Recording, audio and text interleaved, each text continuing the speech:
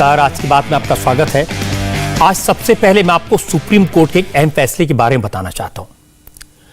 कभी कभी चुनावी खबरों के शोर में ऐसी खबरें दब जाती हैं, लेकिन नेशनल इंटरेस्ट में, देश हित में ऐसी खबरों को जानना समझना जरूरी है। सुप्रीम कोर्ट के आज के इस फैसले का असर भारत की अंतर्राष्ट्रीय ख्याति पर, इंटरनेशनल इमेज पर पड़ेगा।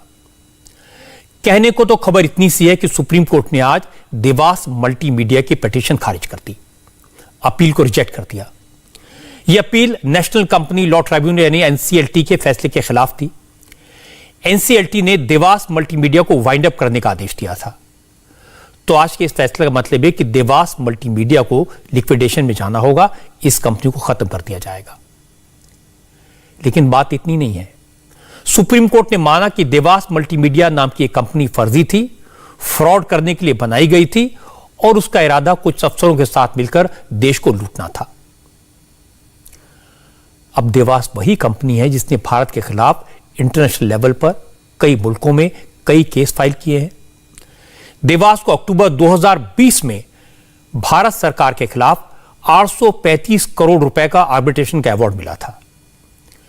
इसका नतीजा यह हुआ कि फ्रांस और कनाडा में कोर्ट ने यह आदेश दे दिया कि देवास मल्टीमीडिया की 835 करोड़ की ड्यूज को रिकवर करने के लिए इन देशों में भारत सरकार की प्रॉपर्टीज को जब्त किया जाए।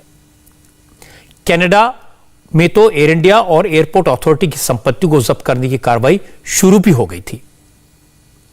इसीलिए मैंने कहा यह ऐसा मुद्दा है जिस पर पूरी दुनिया में भारत की साख पर पट्टा लग रहा था।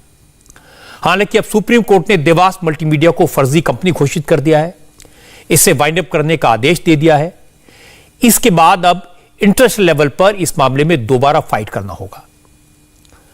आप सोच रहे होंगे आखिर ऐसा क्या हुआ जिसके कारण एक कंपनी दुनिया में भारत की संपत्तियों पर दावा करने का हकदार हो गई। किसकी गलती से ऐसा हुआ और इस मामले में पिछली सरकारों ने कुछ क्यों नहीं किया? मोदी सरकार ने इस मामले में क्या किया?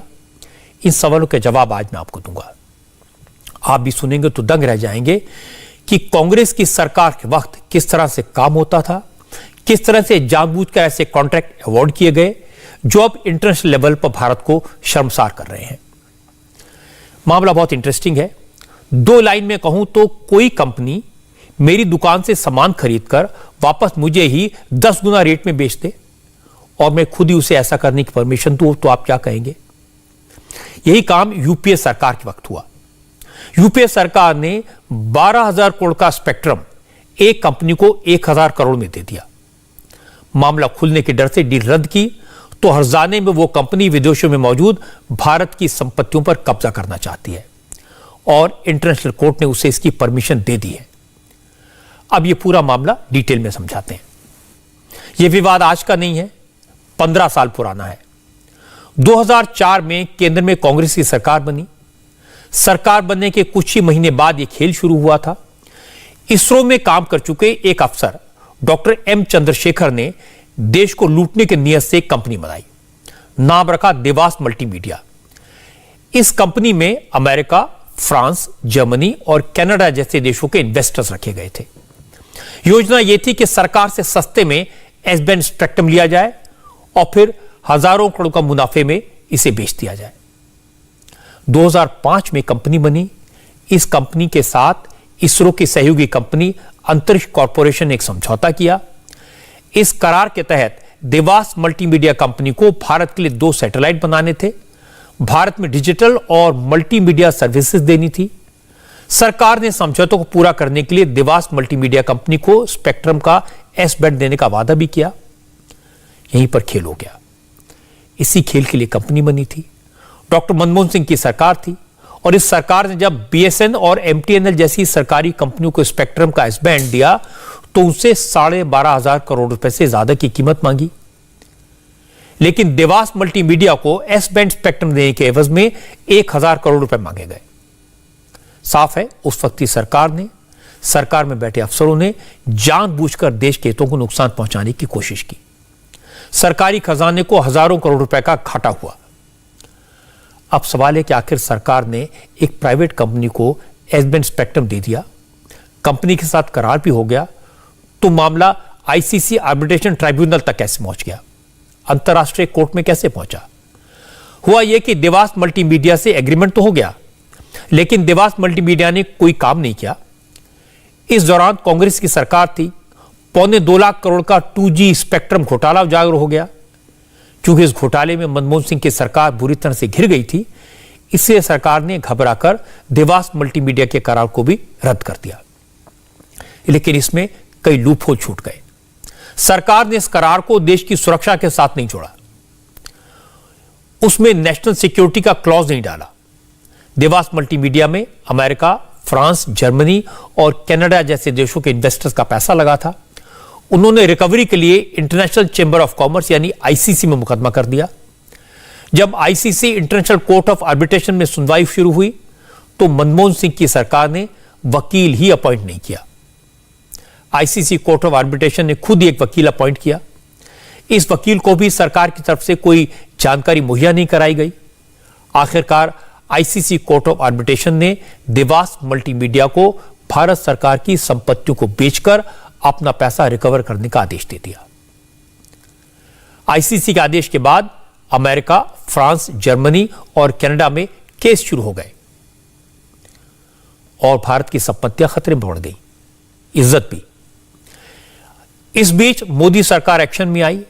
उसने एक तरफ तो इस मामले की जांच का आदेश दिया, दूसरी तरफ अंतर्राष्ट्रीय अदालतों में मुकदमों की पैरवी शुरू की और इसके साथ साथ मोदी सरकार के निर्देश पर इसरो की सहयोगी कंपनी अंतरिक्ष कॉरपोरेशन ने एनसीएलटी में देवास मल्टीमीडिया के खिलाफ अपील की। कहा कि कंपनी को बंद कर दिया जाए क्योंकि यह कंपनी फ्रॉड करने की बदनीति से बनाई गई थी। एनसीएलटी ने कंपनी को खत्म करने का फैसला सुनाया। देवास मल्टीमीडिया ने इसे पैसे एनसीएलटी में चैलेंज किया और जब वहां से भी हार गए तो फिर इसके खिलाफ सुप्रीम कोर्ट में अपील की। लेकिन मोदी सरकार ने सुप्रीम कोर्ट में मजबूती से पक्ष रखा और आज सुप्रीम कोर्ट ने भी एनसीएलटी के फैसले को बरकरार रखा। इसका मतलब यह हुआ कि अब इंटरनेशनल कोर्ट में भारत का पक्ष मजबूत होगा। जब कोई कंपनी बदनीति से बनाई गई हो, फ्रॉड करने के लिए बनाई गई हो, लिक्विडेशन में चली जाए तो फिर उसके दावा करने का क्या मतलब? सुप्रीम कोर्ट का आज जो जजमेंट आया है, जिस तरह से सुप्रीम कोर्ट ने डिसमिस किया है पूरे केस को, जो देवास मल्टीमीडिया की अपील थी अगेंस्ट एनसीएलटी के खिलाफ, उसको पूरे तौर से खारिज कर दिया है सुप्रीम कोर्ट ने। जिस तरह से सुप्रीम कोर्ट ने खारिज किया उससे सिर्फ एक ही बात की पुष्टि होती है कि यूपीए की सरकार स्कैम और स्कैमस्टर्स की सरकार थी। जिस तरह से मनमोहन सिंह सोनिया गांधी जी के इशारे पे बार बार कोई ना कोई ऐसा काम करते थे जो कि जिसका मकसद रहता था कि देश को पीछे छोड़ना है, देश को पीछे ढकेलना है और परिवार को आगे आगे करना है। इसलिए बहुत सारे जगह पर कॉम्प्रोमाइज किया गया पैसा बनाने के लिए, देश को पीछे करने के लिए। यहां तक कि मल्टीमीडिया केस में आप देखिए, देवास मल्टीमीडिया केस में नेशनल सिक्योरिटी से भी कॉम्प्रोमाइज किया गया चंद पैसों के लिए। और यह सारा कुछ जो हुआ वो सोनिया गांधी जी और कांग्रेस के इशारे पे मनमोहन सिंह ने किया। यह खबर बड़ी है, बात अहम है, क्योंकि देश की प्रतिष्ठा का सवाल है। एक कंपनी को विदेशों में भारत की संपत्ति को जब्त करने, उसे बेचकर हर्जाने की भरपाई करने का हक मिल जाए, इससे ज्यादा शर्म की बात और क्या हो सकती है? ये वैसे ही जैसे किसी कंपनी को दिल्ली में रेल भवन या शास्त्री भवन जैसी सरकारी बिल्डिंग को जब्त करने का हक मिल जाए। ये देश की छवि को मिट्टी में मिलाने जैसा नहीं तो और क्या है? सवाल यह है, जो कंपनी इसरो के पुराने अफसर ने बनाई, उससे कांग्रेस की सरकार ने डील क्यों की? जिस एस बैंड स्पेक्ट्रम के लिए मनमोहन सिंह की सरकार ने बीएसएनएल से 12,000 करोड़ से ज्यादा वसूले, वो एस बैंड स्पेक्ट्रम देवास